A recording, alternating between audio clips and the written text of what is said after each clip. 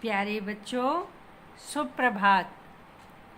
आज हम हिंदी व्याकरण की पुस्तक के पृष्ठ 117 पर लिखे वाक्यांश के लिए एक शब्द के बारे में पढ़ेंगे। वैसे तो आप अपनी पिछली कक्षाओं में भी इनके बारे में पढ़ चुके हैं। यह कार्य आपको 2 अगस्त 2021 को भेजा जा रहा है। यह आवाज़ सुमन शर्मा की है। प्यारे बच्चों, आप सभी अपनी पुस्तक का पृष्ठ 117 खोलें। साथ ही एक अभ्यास पुस्तिका भी खोलकर रख लें, क्योंकि पाठ पढ़ाते हुए कुछ लिखित कार्य मैं आपको करने को दूंगी। अब मैं आपको अनेक शब्दों के लिए एक शब्द के बारे में समझाऊंगी। अतः ध्यानपूर्वक इस कार्य को सुनेंगे, पढ़ेंगे व समझेंगे। कुछ उदाहरणों के माध्यम से समझने का प्रयास कीजिए। उदाहरण क, आजकल महानगरों में आकाश को चूमने वाली इमारतें बनाई गई हैं। ख, कुतुब मीनार इतिहास से संबंधित इमारत है। अब इसका का यहाँ आजकल महानगरों में गगनचुंबी इमारतें बनाई गई हैं। पहले में था आकाश को चूमने वाली इमारतें या गगनचुंबी इमारतें। इतिहास से संबंधित, कुतुब मीनार ऐतिहासिक इमारत है। मेरी सहेली की उम्र बहुत कम थी कि उसके माता पिता गुजर गए। मेरी सहेली अल्पायु में ही अनाथ हो गई। वाक्यों में रंगीन शब्दों पर ध्यान दीजिए। क वर्ग में आकाश को चूमने वाली शब्दों के लिए गगनचुंबी तथा ख वर्ग में इतिहास से संबंधित शब्दों के लिए ऐतिहासिक शब्दों का प्रयोग हुआ है। अतः स्पष्ट है कि अनेक शब्दों के स्थान पर एक शब्द का प्रयोग किया जा सकता है। यहाँ पर किया गया है। साथ ही अल्पायु और अनाथ शब्द आए हैं। कम से कम शब्दों में अधिक से अधिक भाव या विचार प्रकट करना अच्छे लेखकों की पहचान है। विद्यार्थियों को भी कम से कम शब्दों में अधिक से अधिक बात कहने का अभ्यास करना चाहिए। इससे हमारी भाषा सुगठित और सुंदर बनती है तथा बात भी प्रभावशाली हो जाती है।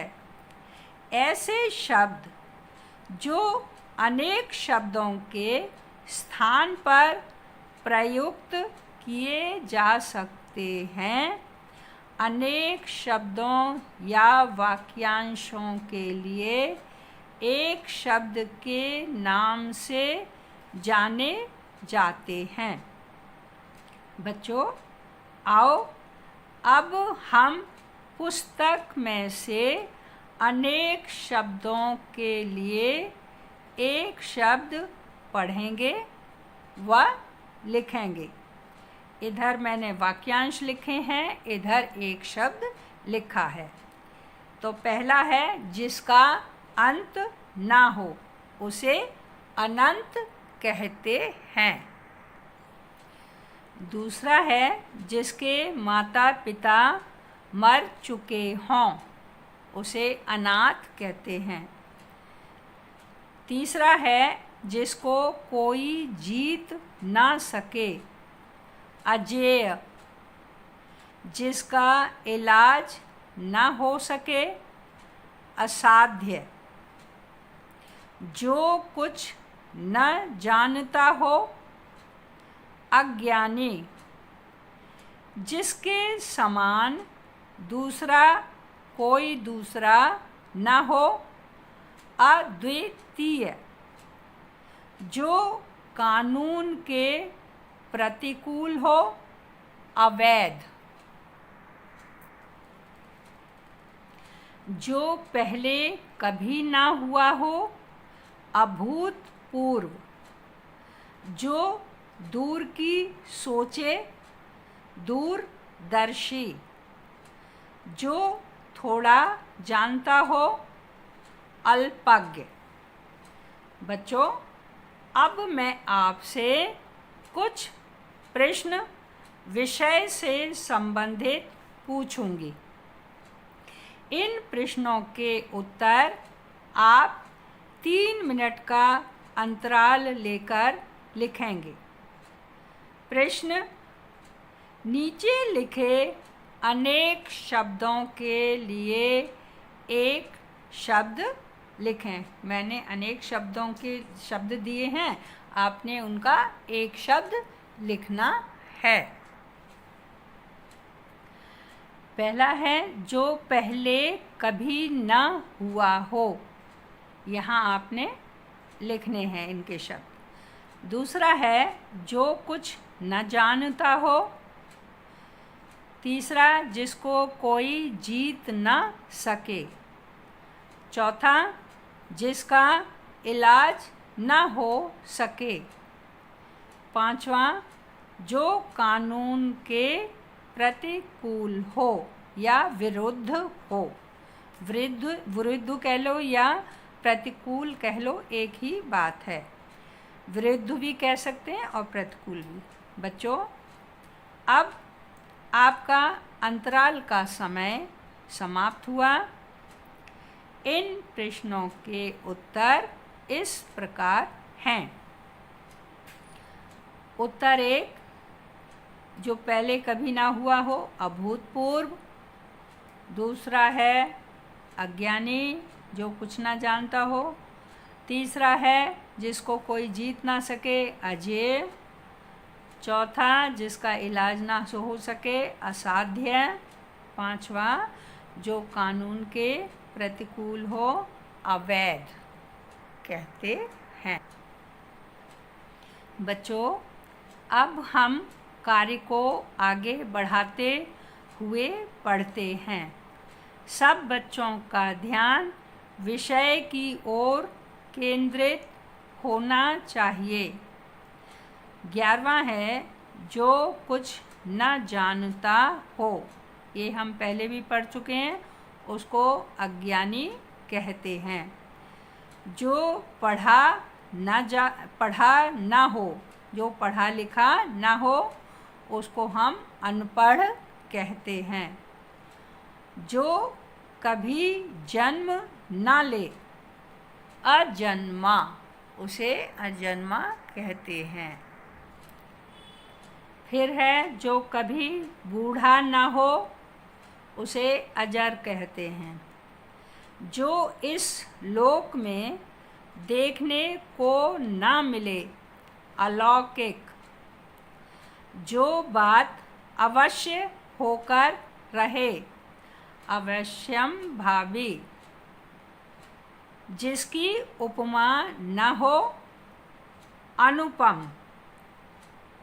जिसका कोई पार न हो, अपार। राजभवन के अंदर महिलाओं का निवास, अंतःपुर। धरती और आकाश के बीच का स्थान, अंतरिक्ष। जो कहा न जा सके, अकथनीय। जो कहा न गया हो, अकथित। जिसके पास कुछ भी न हो, अकिंचन। जिसमें कुछ करने की क्षमता न हो, अक्षम। जिसका खंडन न किया जा सके, अखंडनीय। जिसका जन्म पीछे हुआ हो या बाद में हुआ हो, अनुज। जिसमें चेतना न हो, अचेतन। जो न जाना गया हो, अज्ञात। जिसके आने की तिथि न हो, अतिथि। वर्षा की अधिकता, अतिवृष्टि। जिसकी तुलना न की जा सके, अतुलनीय। जो दूर की बात न सोच सके, अदूरदर्शी। बच्चों, हमने यहाँ 1 से 32 तक पृष्ठ 117 और 118 पर लिखे अनेक शब्दों के लिए एक शब्दों को पढ़ा है। आशा है सब बच्चों को अच्छी तरह से समझ में आ गए होंगे। अब मैं आपको गृह कार्य करने को दूंगी। गृह कार्य है बच्चों, आप इस कराए गए कार्य को सुंदर लेख में लिखेंगे। कुछ शब्दों की पुनरावृत्ति हुई है, उसका ध्यान रखें। पुनरावृत्ति कहते हैं दोबारा से आए हुए हैं, उनका आपने विशेष ध्यान रखना है। धन्यवाद।